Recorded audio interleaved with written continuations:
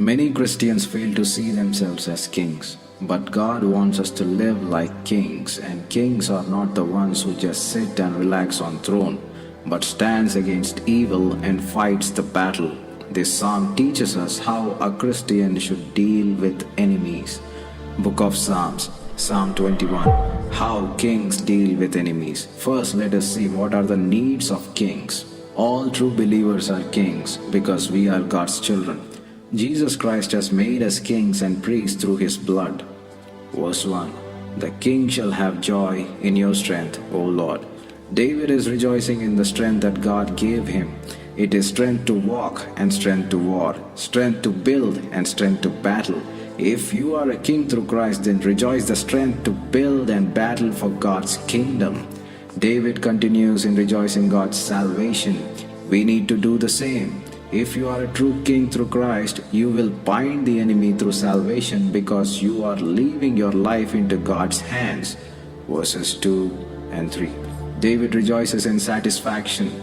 Kings will be satisfied with goodness but will never be afraid because they are binded to God. Don't be afraid of today and don't be afraid of the future.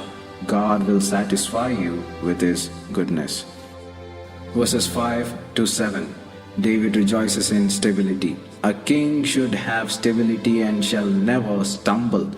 If you are a king through Christ, you should be stable and never stumble. These are the needs of kings.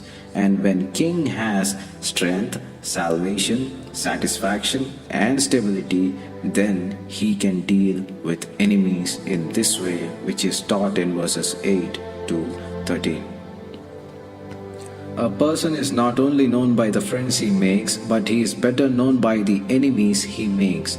We can't help having enemies, but we can help how we deal with them. If you are a true follower of Christ and take a stand at the cross, enemies will take a stand against you. Verses 8 and 9 tells us to keep our hands off and let God's hands work. There is righteous anger. Bible says, be angry and do not sin. Let God's anger blaze, not yours.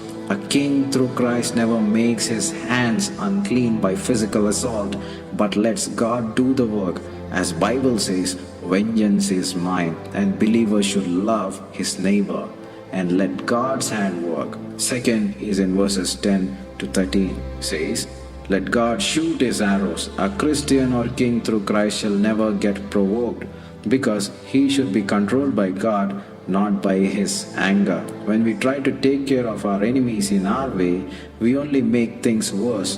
But when we turn the situation over to the Lord, he makes things better. Let God take care of your enemies today. Leave it to God. He will be glorified and you will be satisfied. If you are a true king through Christ, love your enemy, pray for your enemy, leave your enemy to God. This is how kings deal with enemies.